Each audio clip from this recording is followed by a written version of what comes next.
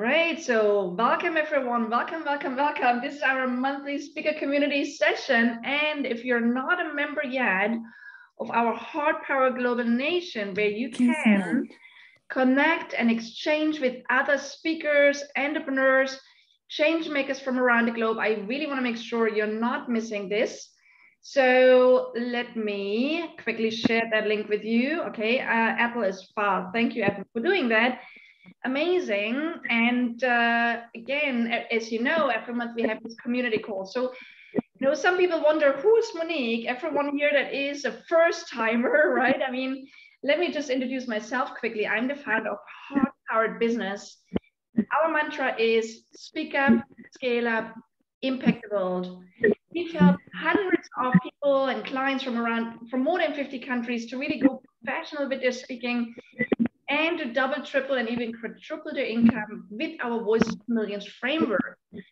I've been a paid speaker myself for more than 20 years, and I've been on stages in more than 25 countries on 5 continents. And if you want to use speaking to grow your business, well, I'll share with you today my, 50 of my best ways of how you use speaking to grow your business. And we share with you the Speak to Scale map with you in the chat, and Apple, if you can share that as well.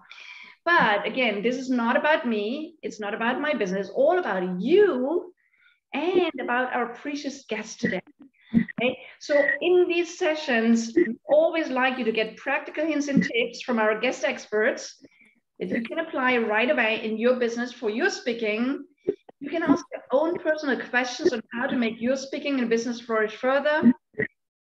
And also you can exchange with other professional speakers from around the globe. And you can also, if there's any project you're running right now that is important to you, you can share that with us as well at the end of our session. And also, I get a little bit of background noise here. So if you can mute yourself so you have a sparkling recording, that would be amazing, okay? And so let me introduce you what we're going to do today. So these are always very interactive sessions. You can ask your questions anytime in the chat as, our guests and I go together.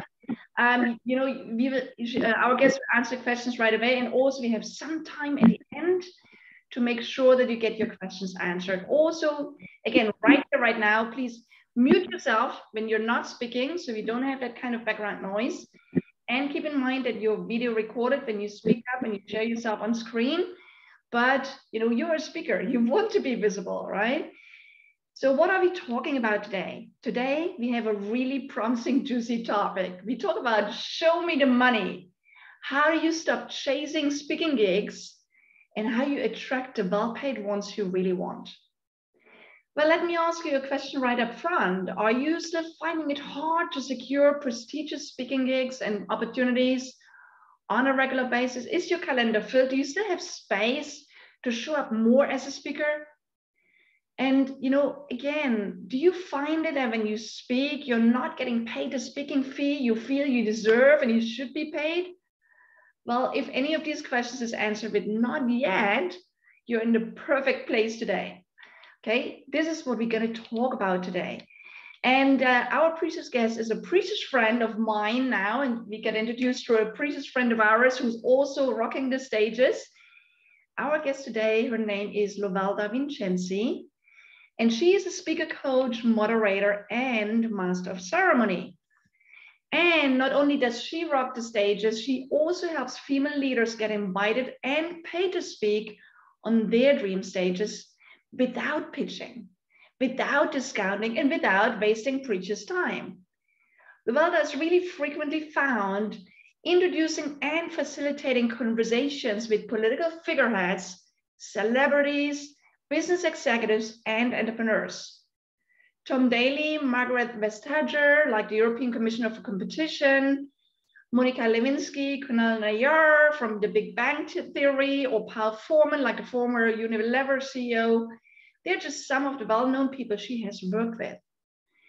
Born in the Caribbean, developed in Papua New Guinea, and refined in the UK, Lovelda's international upbringing means she intuitively understands the dynamics and benefits of true diversity. she's been noticed, and she has noticed the gender imbalance on prominent international stages, like all of us speakers do these days, right? And that's why it became her mission to really ensure that authentic, powerful female voices are much more widely spread and heard in the world. Her venture, World Class Female Speakers, was born. Lovelda teaches female business owners and experts how to increase their visibility and profile so they can be found, booked, and paid to share their expertise. So without any further ado, I'm excited to have you, Lovelda. It's amazing to have you with us. Welcome, welcome, welcome. Thanks for having me. Hey, folks, how's everybody doing? You good? Yeah, kind of sad how you are right now, and it's amazing to have you. So I'll dive straight in because I have a lot to cover in a condensed period of time. If you've got questions, I am looking at the chat, so you can drop them in as we go, but I'll ensure to leave a little bit of time at the end as well to be able to take questions. So my understanding is you're here because you want to get paid to speak on stages. Have I got that at least right? Like, am I at least in the right place on that regard, that everybody here is here because, yeah, because either you're being paid, but you want to be paid more, or you're getting ready to get paid to be on stages. So today, what I'm going to be covering is how do you find those really great quality speaking engagements that we all desperately need? Let's face it, not every gig is the same. There are speaking engagements and then there are speaking engagements, the ones where you're like, yes, where you're paid really well, you're looked after, you're appreciated. So how do you find those great quality speaking engagements? I'm also going to be talking about what bookers really want, because one of the things I find quite often is people want to get on stages, but if it comes to being able to get on those stages effectively and be found with them, you kind of need to understand what people are looking for and what they appreciate. And finally, like one of my favorite things, we're absolutely going to be covering how to attract great quality speaking engagements. I'm not anti going out and actively looking for engagements, but if I had a choice between me having to pitch really hard and somebody coming to find me, I would rather be set up that I'm just receiving inbound inquiries on a regular basis. So how do you set your speaking business up for that? But before we get started, it's really useful for me to have an understanding of who's in the room in terms of where you are in your speaking career. So if you are really new, you're just getting started, you haven't spoken very much at all, drop a 1 in the chat. If you've been speaking quite frequently, but you're not really getting paid, drop a 2. If you're speaking and getting paid, but not getting paid as much as you want, drop a 3 in the chat. That way I have some understanding of where to pitch this conversation at, because I don't want to be underselling or overselling things. I don't want people leaving overwhelmed. Okay, so we've got mainly getting started or getting engagements, but not really getting those fees as yet. Cool, no problem. 3 to 4, getting paid, but want to get paid more. I hear you. Who doesn't want to get a little bit more ka-ching cash in your pocket? So when it comes to getting on stages, in my experience, when I meet people, the thinking is that this is how it works. First, you've got to find really great quality speaking engagements. So there's a little bit of searching to be done to get on stages. Secondly, you've got to then pitch for those engagements. So step 1 is how do I find gigs, which is normally where people come to me. Lovelda, where do I find these engagements so that I can pitch to them? And then, where do I find them? What do I say? And then what do I need to take from that so that I can build a really decent profile in order that more people find me?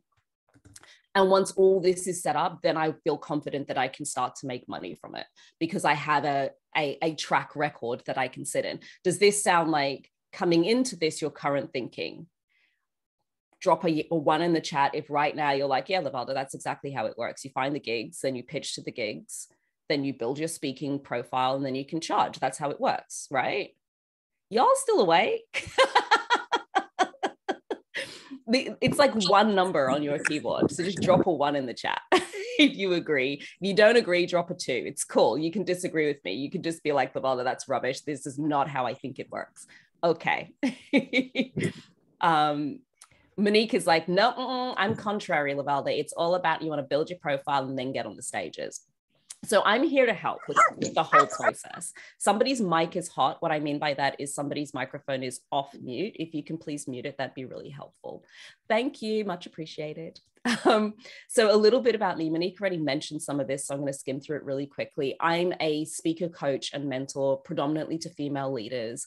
The work that I do with people is helping people find and secure speaking engagements, create profiles that are really profitable, that allow for them to not just get paid, but get paid well, negotiate 4- and 5-figure speaking engagements. I'm really keen that our expertise should be well remunerated, male, female, able, disabled, I don't care. I feel like people should be remunerated for their expertise, and to get Speaker Booker ready so that you can amplify this and other people can be looking for those engagements.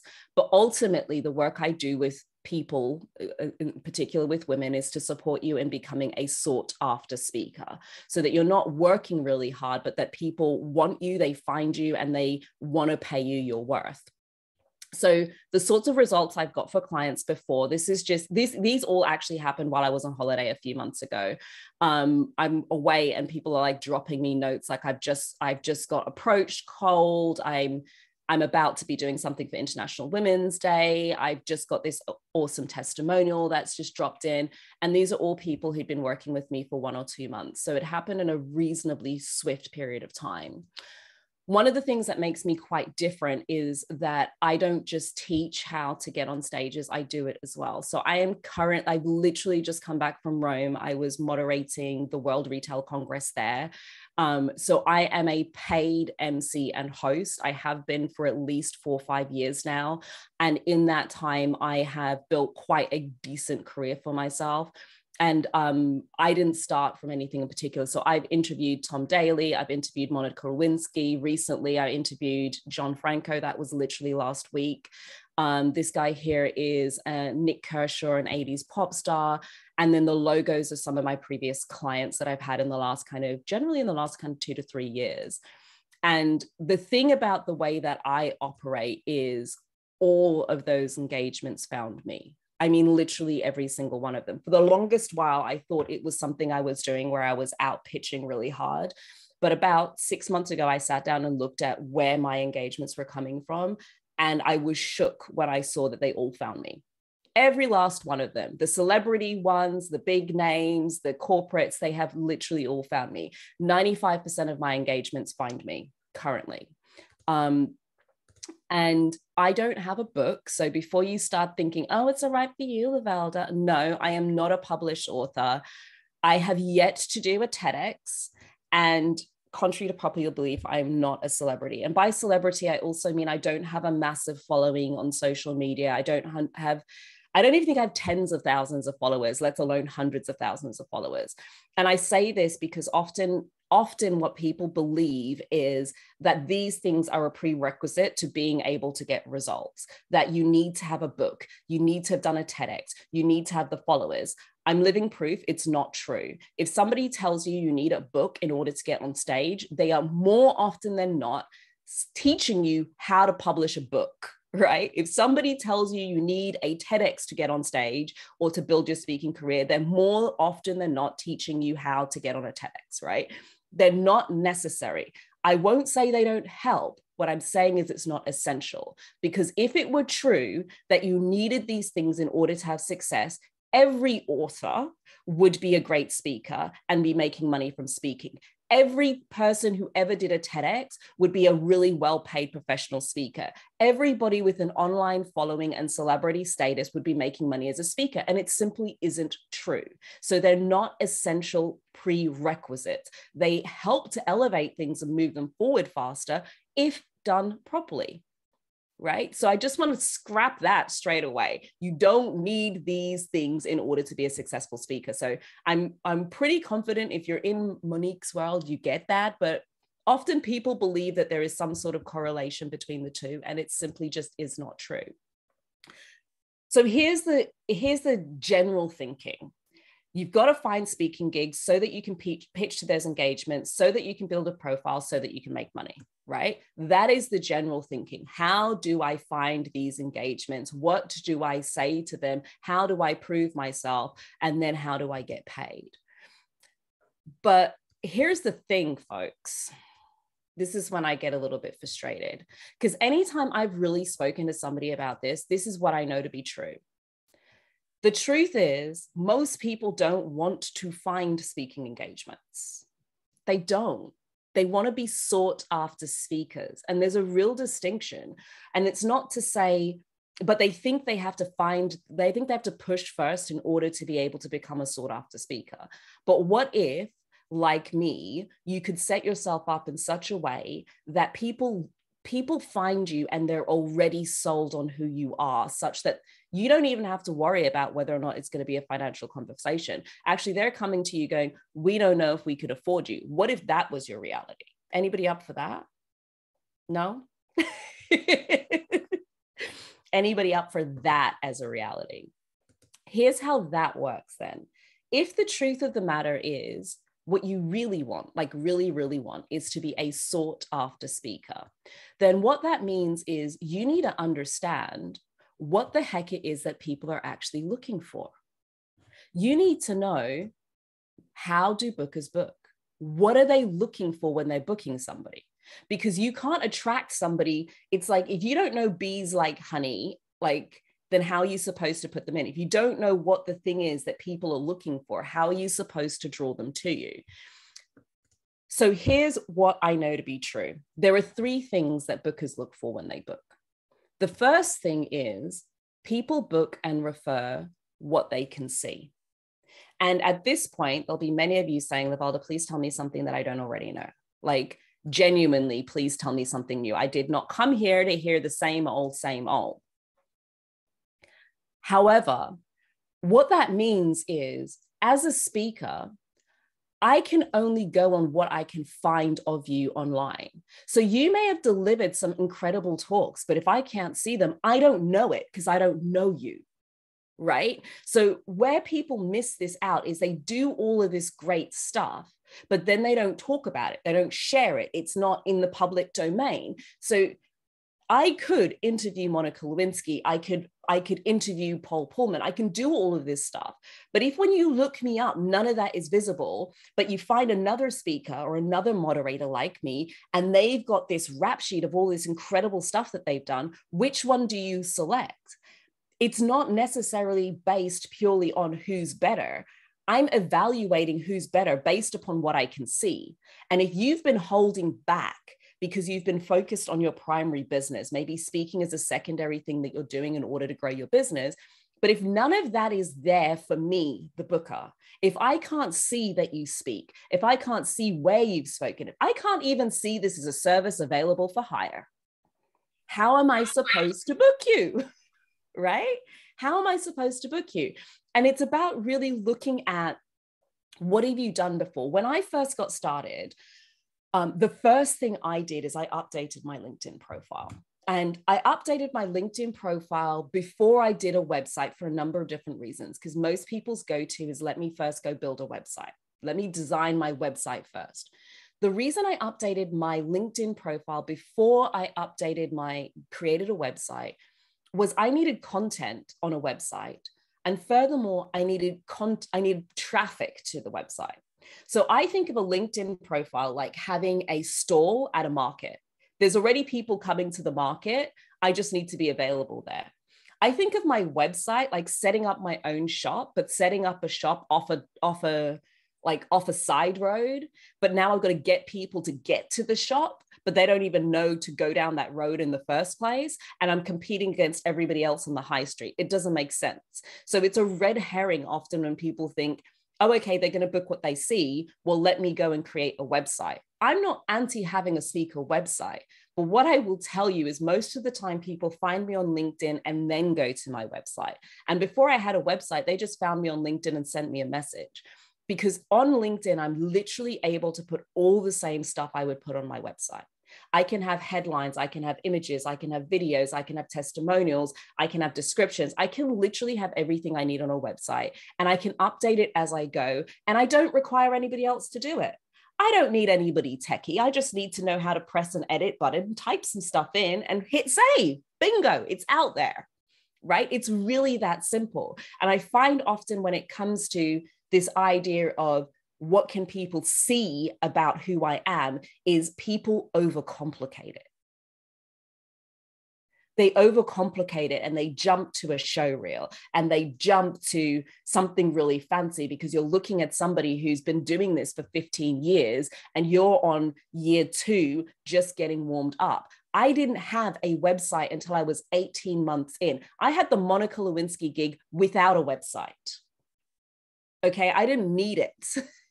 I got that without a website. In fact, I got it without a show reel, because my show reel has the video footage from that event. So I didn't have a show reel to show them.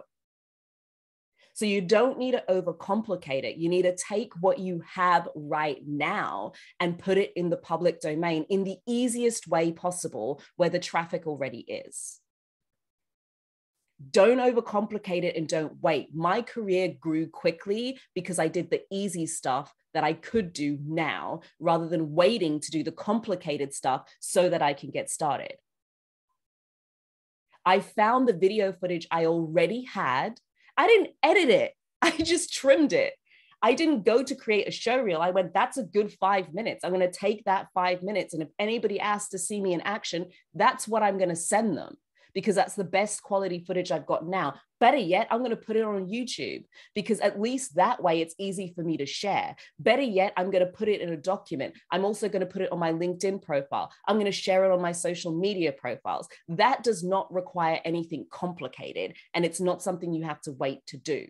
Do not overcomplicate this step, because it's the waiting that slows people down. I have people who have been in my world for years listening to me, and they haven't taken this action, to the point I have a client in France, in Paris, and they were looking for some additional hosts. So I put some people in my world forward.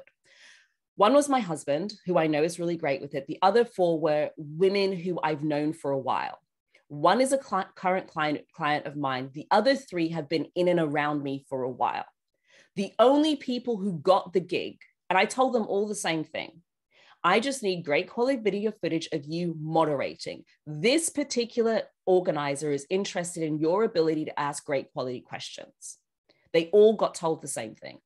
The only people who got it were the people who actually took simple action upon these things. The 3 who didn't get it thought they used the opportunity a great gig showed up to create a show reel. That's why they didn't get it. The people who got it didn't bother with the show reel. They listened to what was needed. And what they said was, what you need right now is, what they knew is what the client needs right now is simply to have information that allows them to make a decision. So if there's one thing you take from this, if the best version of you as a speaker is not currently, if I went and looked you up right now, and I could not see what it is that you do, who you speak to, and evidence of it, you're missing a trick. You're missing a trick. And it doesn't need to be complicated. It really can be so incredibly, incredibly simple. The challenge is, as humans, we seem to complicate things. So the first thing I'd say is people book who they can see, what they can see. For any of you now, has this got little light bulbs going where you're like, holy crap, I thought it was really simple, Lovelda, but actually I probably have a little bit of work to do. If that's you, just drop a 1 in the chat. If you're now thinking, oh, I have some photos I haven't used. Oh, there's some video that is sitting on a hard drive somewhere I never bothered collecting. And by the way, this type of footage is still footage if you want to get booked for virtual gigs. Because people were burnt during the pandemic where they saw great people on stages in front of a live audience and they booked them. And if you know, this is not the same as a stage. It's just not the same. Just because you can rock it in front of a live audience does not mean that you're capable of rocking it and engaging an audience in this context. And so you want to be able to show as like for like as possible. So step 1, they look for, and bookers book what they can see. People will book and refer who they can trust. And what this means is you need to show me that you know what you're doing. When I was getting married, we were trying to book our band, right? And I kind of think like a wedding band has a few similarities to speaking, in so much as I know my personality, my crowd, the vibe that I want. And so I'm looking for, just because you can sing this song doesn't mean you're the right singer for my wedding. And it's kind of similar for events. They will have a vibe they're going for. It's all very serious or it's all very lighthearted. And we all have different styles of presenting. And these bands came to me and described what they did in words. They were like, oh, I'm really good. And all I wanted was, please just show it to me so I can make a decision for myself. I don't know one person selling to you who's going to tell you anything other than, I'm really good, right? They expect you to say that. I don't know anybody who goes to sell a service and they say, you know what, please book me, but I'm not that great. Come on now. Nobody does that. So it's not about the words. The trust is built from, here's something everybody else has said about me. If you go on my LinkedIn profile right now, I have over 125 recommendations and they're still coming. Right? I have them on video. This event I just did, I think we collected 6 recommendations, one of which is in Italian, actually, from Gianfranco Zolo himself. I make it my business to collect things that allow other people to make a decision without me having to speak. This is how people fall in love with you and they come to you going, I want you. I don't want any old speaker. I want you. And there's a distinction in the market between somebody wanting a speaker and somebody wanting you. They've got to know that you know what you're doing and trust that you know what you're doing. They want to show, they want to see that depth of expertise, that you've been doing this for a while. They want to see what other people have said about you. They want to see your research. They want to see your thought leadership. If you aren't out there putting this stuff out on a regular basis, it becomes really difficult in order to be able to command what you do. The reason why I booked so much without a website is I had a lot of evidence.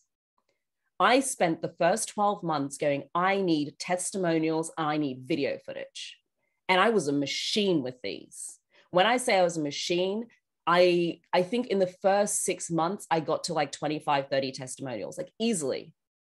I developed systems that just meant if I did a gig, I did not walk away without videos or written testimonials. It is a consistent process in my business. I don't leave without photographs. I don't leave without videos. And I am consistently reminding my audience that that's what I do. If you go on my LinkedIn, what you'll see is that I'm constantly putting out stuff that's like, here's me on stage. You can't forget this is what I do. It's not a side hustle. It's what I do. People pay me for this. I will share information that will support bookers in being able to book me. But that's in order to build trust, that they can feel confident I know what I'm doing. I'm a professional. I'm not a rookie. And finally, people will book and refer experts, not speakers. So if you've been listening up until now and you're like, I know I got this, Lovelda. So basically what I need to do is I need to go on my LinkedIn profile and I need to start saying, I'm a speaker. Doesn't work. And I'll tell you why it doesn't work. If I made all of you right now, let's say you all are organizers of the best social media conference in the world, like the best. You are the organizer of this conference. This is the conference that anybody in the space of social media, it's like the Oscars of the social media. This is where people have to be. When you go looking for somebody to be on your stage, when you go searching for your speakers, think for a moment. Drop a 1 in the chat if this is what you're going to do. You're going to go on to LinkedIn, Google, platform of choice, and you're going to type speaker. Or drop a 2 in the chat if what you're going to do is go TikTok expert, TikTok speaker, social media manager, Facebook ads expert. Like, drop a 2 in the chat if that's what you're going to do. Give me a 1 if what you're going to do is go and search for speaker, and drop a 2 in the chat is if what you're going to do is search for an expert who speaks. So when people go and wear this badge, neither nor, when people go and put on this badge of I'm a speaker, speaking is the mechanism by which you deliver your expertise. But they're not booking you just to speak. They're booking you to speak on something on which you're an expert in. And for that reason, when you're positioning yourself, you want to position, you ask for experts experts for speakers. I ask experts for speakers. That's the other way that people look. They'll always go via referrals as well. The way that bookers actually book is they start with their network. If they can't find somebody within their network, then they'll ask for recommendations.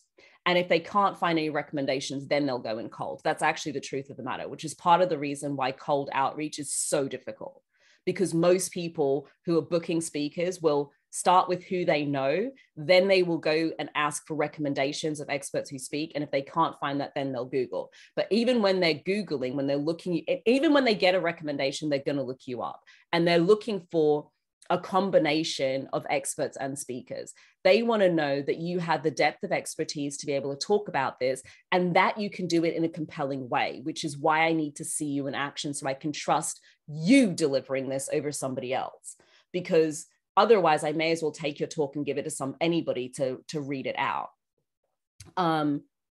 So they want to know that you have the expertise and that you're a great speaker at the same time. And I think the red herring is people think, I'm just going to push speaker, speaker, speaker, speaker. No, you've got to push your expertise as a speaker. Here is what it is that I talk about more compellingly than anybody else. Here's the thought leadership behind what it is that I do. Here's how I do it different. And by the way, here's me in action. This is what you can expect to see. You have to have both of them, because it's not every conference especially as the conferences I've gone to have become bigger and more prestigious. It's the expertise that tips it, not the speaking. It's really bizarre, but they're wanting people who have expertise first and speaking second. And if you can nail both of them, they will have you back time and again, because you can engage an audience. But just because you can engage an audience, if you don't have the depth of expertise, you're now just entertainment. You're not somebody to put on their main stage. The main stage has got to be giving compelling value time and time and time again. Does that make sense? So knowing this, what does this mean for you? What it means is that you have to be somebody that people can find. Right? It means that when I look you up, first, I've got to be able to find you as a speaker. And secondly, it's got to be compelling. But if I can't find you anyway, it doesn't matter how awesome you are. It's really difficult to get traction if nobody knows who you are, which is why when I started, I spent so much time networking and building my network of speakers. It's why all of the systems that I set up in my business or underpinned by any time I'm on a stage, it's the best opportunity for me to make it easier for me to get the next opportunity. And often the big thing I find that people miss is we do a gig and then it's like, gig done, next. I have two channels running anytime I do a speaking engagement. One is me showing up in excellence to deliver what I said I was going to deliver. But secondary to that is, how do I make this engagement, make it easier for people to find me, trust me, and therefore book me? So the best way to get video footage is when you're on a stage. The best time to get great photos of you speaking is when you're speaking. The best time to collect a ton of testimonials is when you're in front of people. That's what helps to build a compelling profile. But when I've got these things, I've actually got to make it available to people to find. The second thing is people book people who've got experience. And this has to be demonstrated in your profile.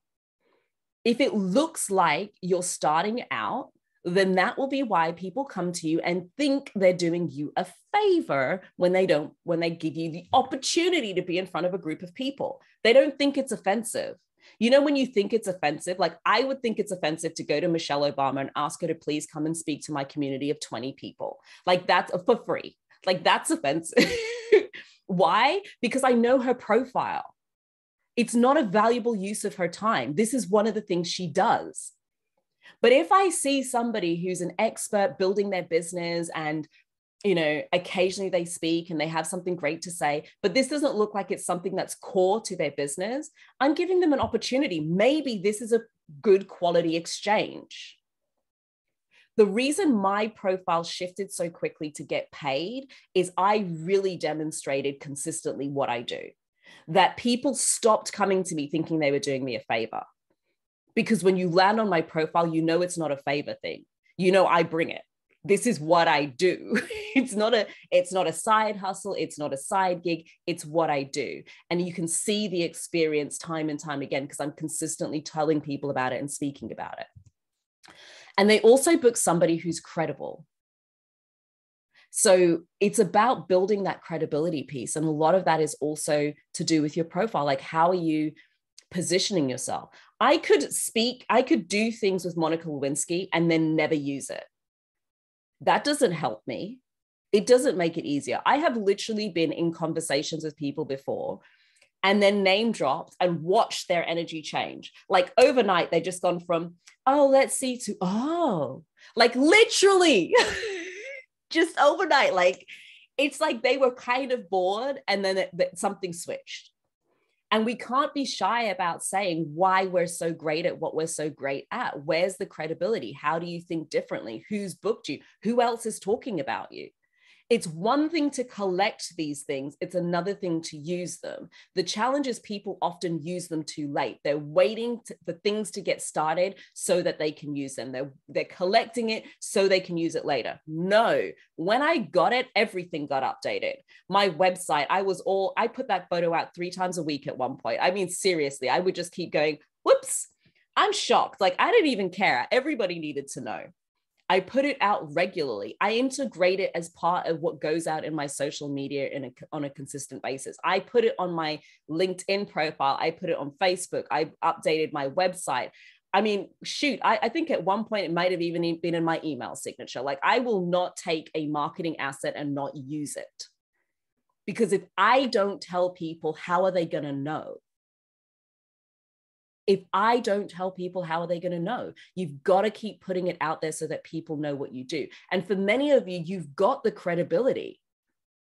You've got it. You've been working in the industry for years. You've done research. You might have written a book. You've engaged on great profiles. Maybe you've done some PR around this, but you just don't use it. It's never old. I think I introduced Monica Lewinsky like 4 years ago. I haven't stopped using it. No, I just keep adding, right? It didn't get old and tired. I will use that until or unless somebody tells me to take it down. I'm telling you, it is just one of those things I'm using very regularly. And when I didn't have it, before some people go, oh, I don't have that stuff, I used what I had. I didn't concern myself about all the things I don't have, so I didn't get started.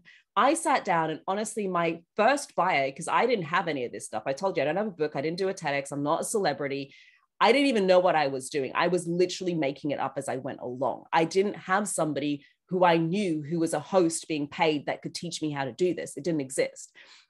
And so for that reason, I was kind of making it up as I went along. And so my bio said something along the lines of, I've been speaking on stages since the age of 13, because I hadn't been hosting since the age of 13, but I had been on stages since the age of 13. And to me, what my clients need is confidence that I'm not about to get spooked in this space.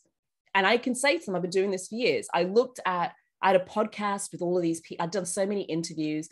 And when I looked at it for the podcast in particular, it's not like I had a lot of traction behind it. But I'd done a lot of interviews and I moderate a lot of conversation. So I counted how many interviews I'd done. It was over 100. So I said, I've interviewed over 100 people. I used what I had. I didn't have big names to roll with, but I did have credibility. And it's about getting really clever about how you pull together what you have so it's out there. So when people find you, what they find is a true representation of your skill right now. And as you get more, you'll use more. But if you can't practice using it now, trust me, you'll get the big gigs and you still won't use it. Right? So you've got to get in the habit of, I'm going to put this out here consistently, because if I don't tell people, how are they going to know? So if you haven't already guessed, I'm a big fan of building your profile. It's what's worked really, really effectively for me. And what that means, so what should your profile have on it? You should be telling people what you sell. If you aren't already telling people that speaking is a service that's available for hire, don't be surprised that they don't think you want to get paid for it. You never told them it was a service. So they think they're helping you out. You've got to be explicit about it. This is what I do.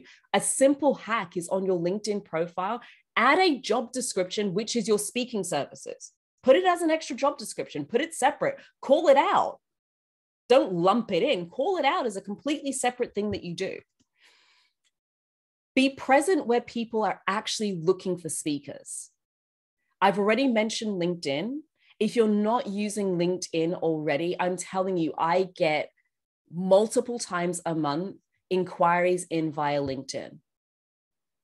They've often gone on LinkedIn and then gone to look at my website because I've got one now. But even when I didn't have a website, those first few big inquiries came through LinkedIn because that's where bookers look, because it's easy for them to find based on job descriptions.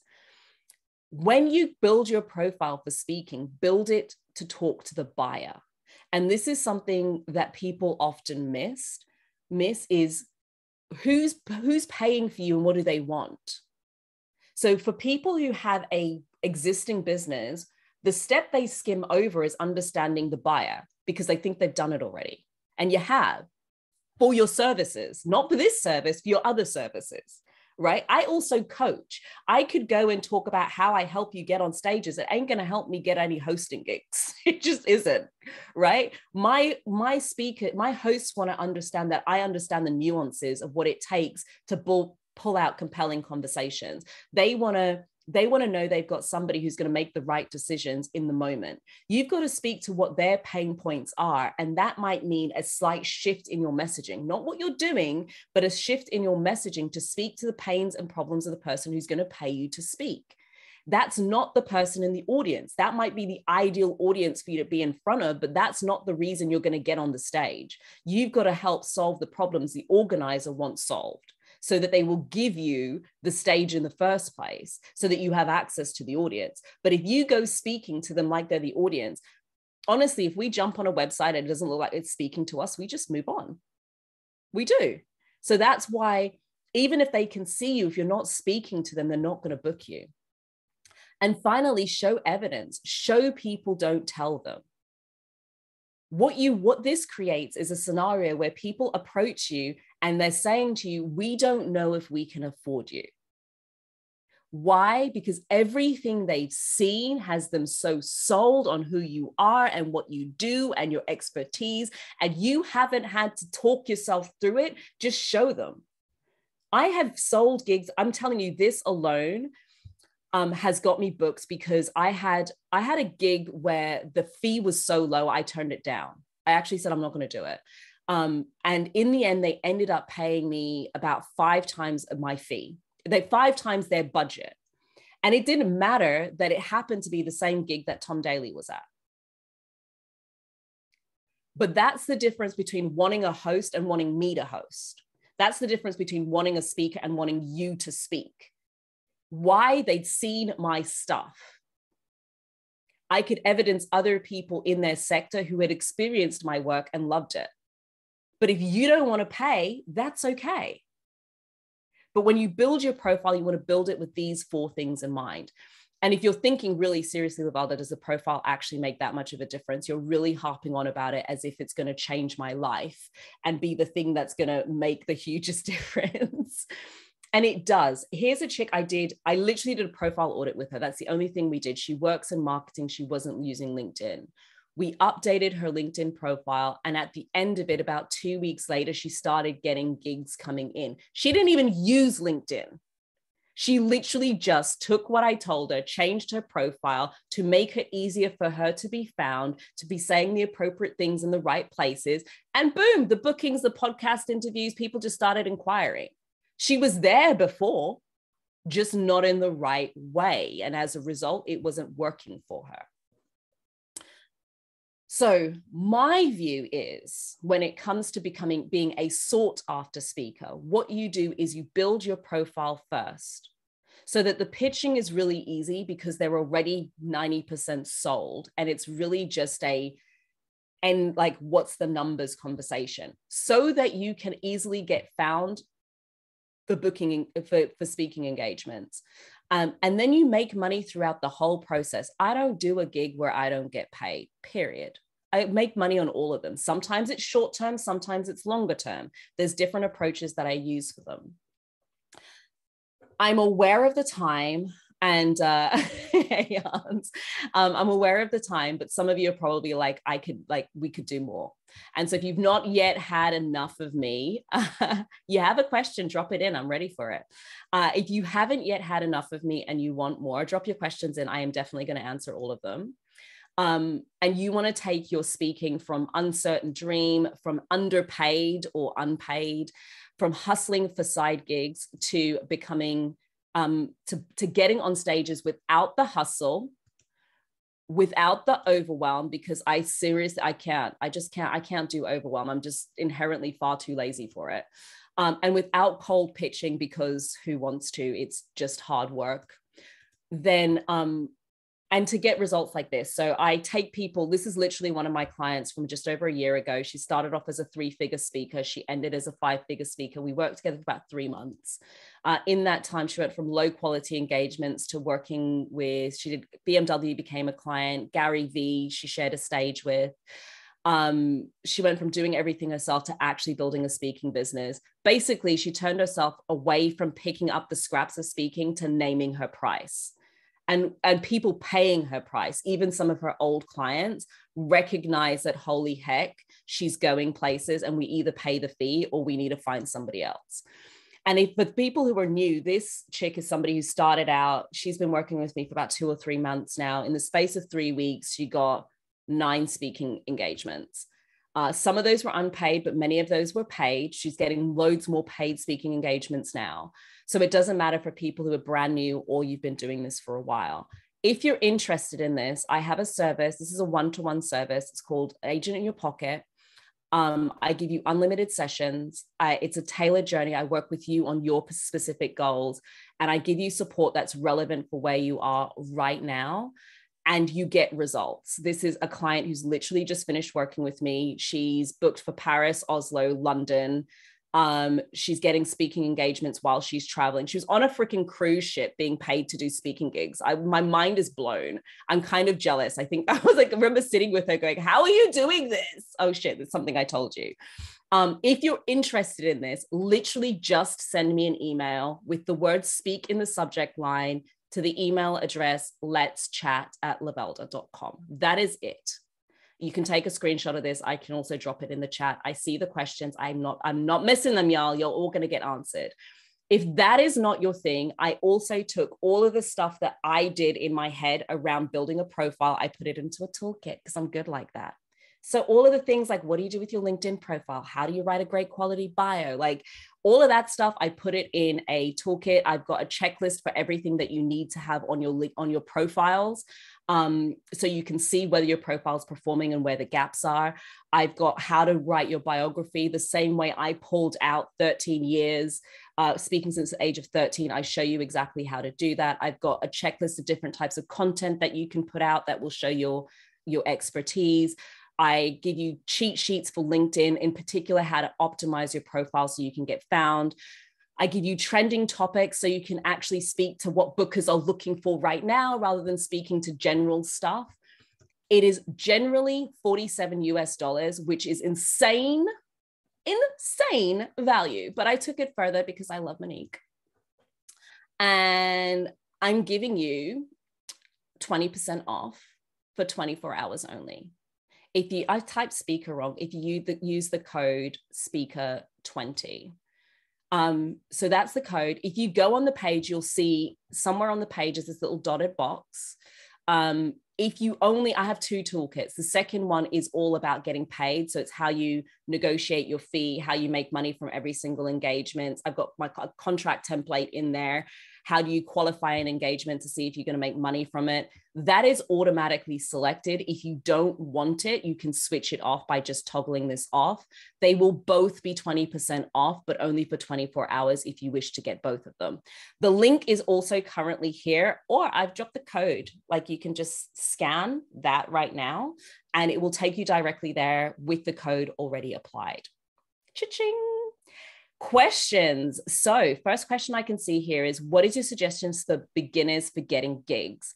My best suggestions for people who are starting out to get on stages is to start with your network. Do not overcomplicate it.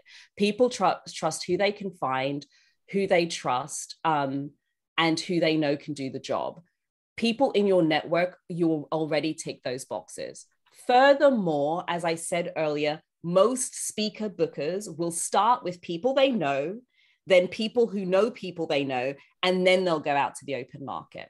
And I've done, if you don't believe me, it's exactly the process that Helen did that allowed her to get 9 bookings in 3 weeks. There was no cold outreach. It was all to a warm audience. What I recommend people do is literally sit down and think, who can help me do this? Who either has the stages, has the audience, or knows people who do, that can make those introductions for me. And you just have conversations. This has never failed for any of my clients. And it's a step that so many people overcomplicate to go and look cold. Often I've had Nancy started with this and never actually got to using the other list. Like she literally never got to it. I showed her how to build a cold list. She has one. I don't know if she's touched it yet, because when she went through the warm list, there were so many people and the opportunities kept coming and coming and coming. She never had to go to a cold list. So my number one tip is always start with your warm audience. Hans asks, do you feel there's a difference from the US and EU? We Europeans, are we still in a different mind setting? There is a difference between the US and the EU, but not that significant. I think the big difference is in energy. What I can say is the process for finding engagements in both territories is not any different, because often bookers are working across multiple locations anyway. So it's a red herring to think that the process is going to be any different. I haven't used I've been booked in Canada. I've been booked in the States. I've been booked around Europe. I haven't used a different process for any of those. What I will say is sometimes the expectations are slightly different, but you'll always find those cultural differences regardless of where you go.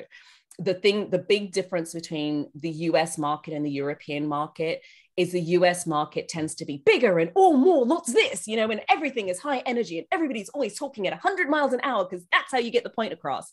You do that in Europe, people look at you like you're flipping insane. And so even at this level, like I can go there, but most of the time, if I'm doing a corporate gig in Europe, I'm at this level and they're saying, oh my gosh, you have so much energy. And I'm like, folks, I'm at a 3 because you couldn't handle it all. Because I have been known to come on with a choreographed song and dance to get the audience going. But I won't do that here because you guys aren't ready. But in the States, that's the sort of thing that they want and expect. So culturally, in terms of delivery, it's different. In terms of the expectations of how you're delivering your content might shift, but the process for getting on the stages is not any different. So I hope that answers your question, Hans. If not, then let me know. I have another question. How defined should your niche be? How defined should your niche be? Any tips, please? When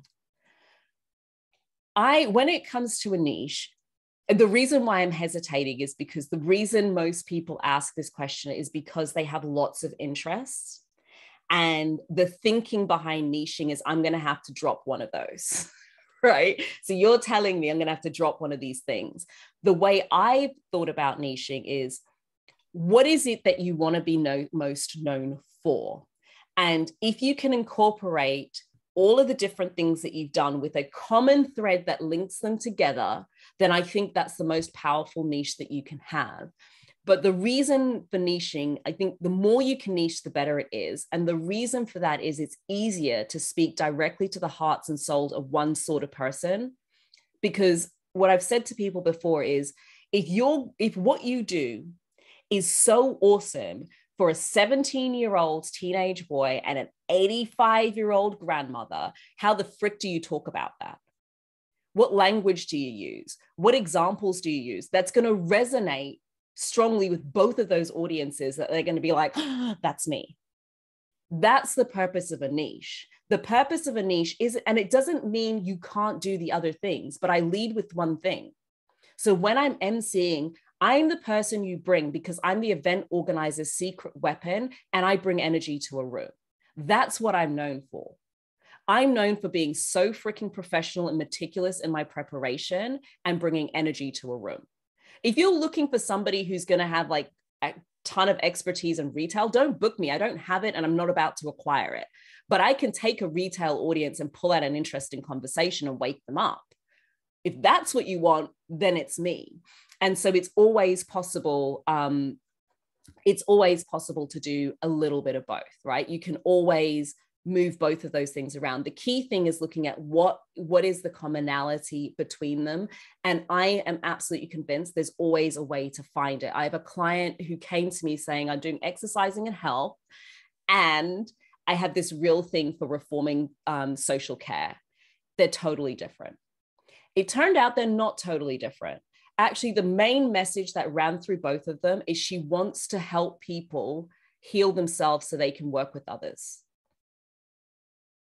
And the reason she went on her health journey is because her health stuff and her weight loss was related to her coming back to herself, which made it easier for her to do the work that she does. But it took a week or so, a couple of weeks of us kind of toing and froing before she could see they're not different. And it's what means that nobody else can compete with her. Because unless you have both of those things as your backbone that pulls you together, you can't compete with her. You can't. That's what makes her different. Exactly. So it's important to get the niche as specific as possible. But I always encourage people, rather than dropping something, really take the time to work out what is the common thread between all of these things so it makes sense to an organizer. And when you've got that, that's the thing that you're known for. So I hope that helps answer that question. I love it, Lovelda. And I'd also really emphasize, sometimes people feel that I am this for, and I have different topics. I always believe that the combination of topics is what makes you unique, is what makes you stand out. Okay. So look at, again, often, as you said, health was pretty much her story. And her story made her unique and authentic. And then it was a question of who does she want to serve? So I believe that, yes, I mean, again, we cannot be the everything for everyone. I think it's important for us to know who we are and what do we stand for as experts and as speakers, because then we attract who we want to be, who we want to attract. Otherwise, we get a lot of invites from the wrong people. And that's not what we want either, as speakers or as experts. I think it's also so important to know when to say no. Yes. Because there was a time, and it's actually what allows you to accelerate. It's so funny. People are so scared about turning down business. I'm telling you, it's what allows you to accelerate. I turned down being able to interview Tom Daly. And I turned it down for two reasons. One was I'd engaged with one of the sister companies of that company before, and I didn't enjoy the experience. I didn't like the way it was set up, and the way they came to me. I had 4 messages within 24 hours asking me for a quote. So I was out, because I thought, if this is how you're starting, I can't work with you like this. It's just not how I operate. It's just too much stress. So that was one reason. And secondly, the budget was ridiculous for what I do.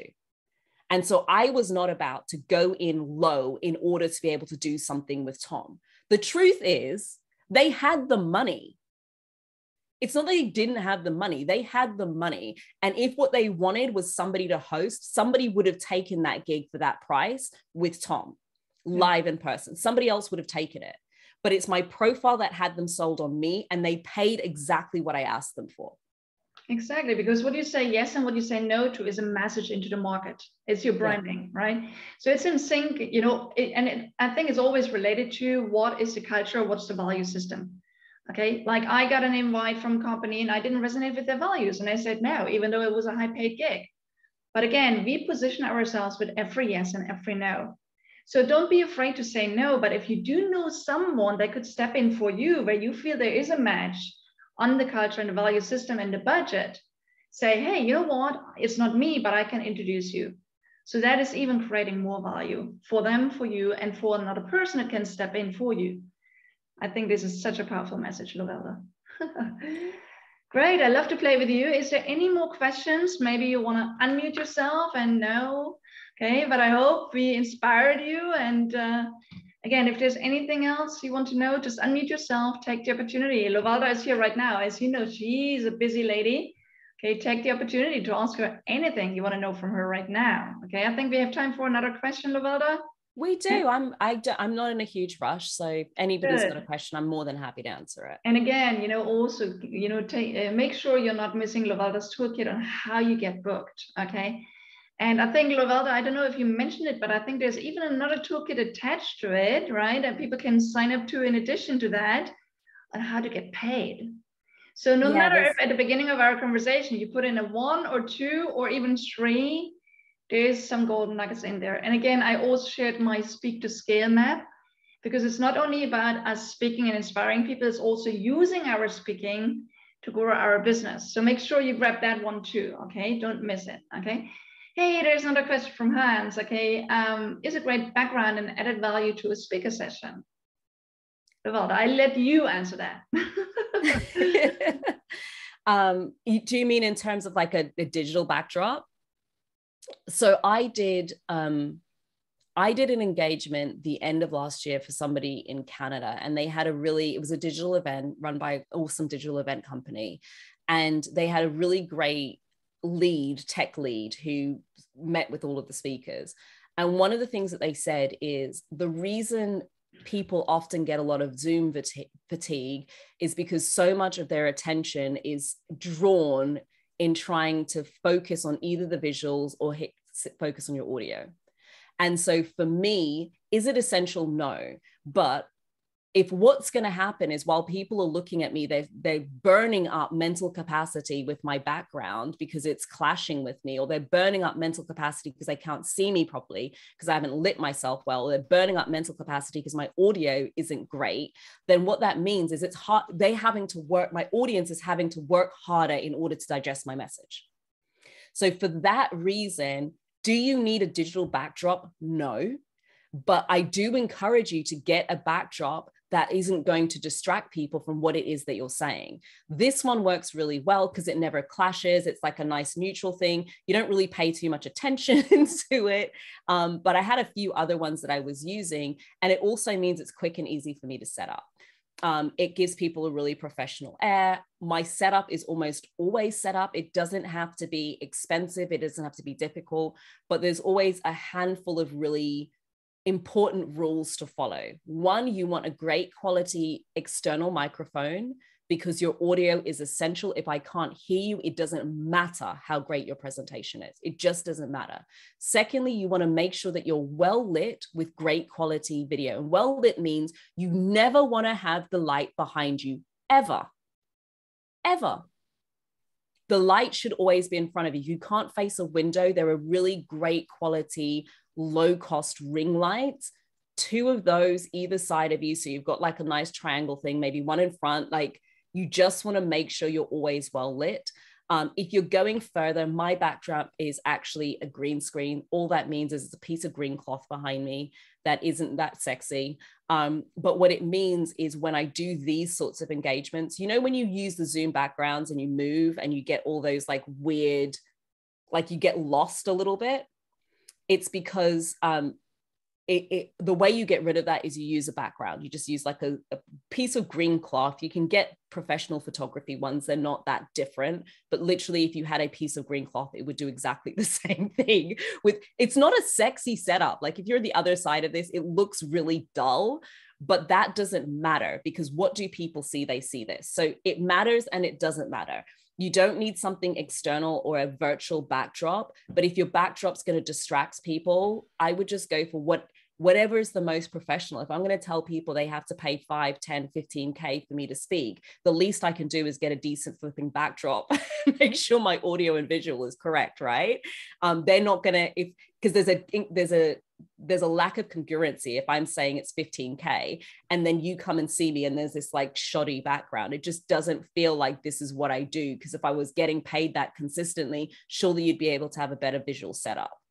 And that's why the 2 things are so important in collecting footage or collecting marketing assets that are going to align with who you are. It's worth investing in making sure you get professional video footage, because if I went to a hotel website that's telling me the room is going to be $1,500 a night and it looks like somebody's taken this on a phone from the 1990s, I'm not going to believe them.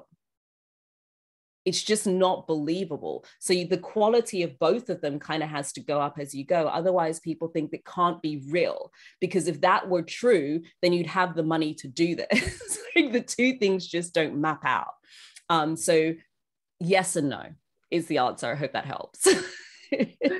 A lot of powerful hints and tips. I think that, everyone, I mean, everyone is getting ready to have lunch or wherever you are around the world, right? But I hope you all, first of all, I thank you for the thank yous. There's a lot of thank yous, Lovelda, in the chat. Okay, there's a lot of, oh my God, amazing energy. Like, now I'm committed again. Oh my God, now I have homework to do. Yes, okay. So I think we've done a great job together. Okay.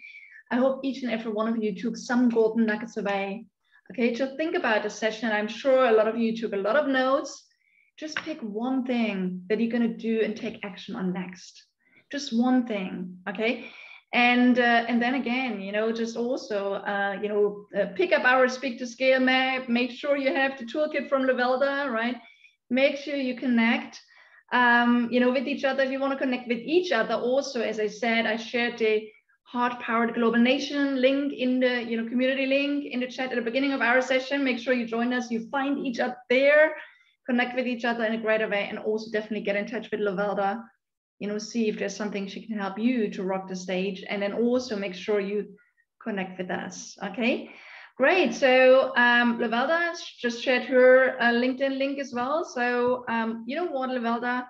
If we should also maybe all of us do it, okay? So then everyone can connect with everyone on LinkedIn if you guys want to, okay? That's always a nice way of expanding your network and securing more stage time opportunities, right? So here's mine, here's Hans's, okay? So LinkedIn is one of the places where we find speaking opportunities, where we help each other.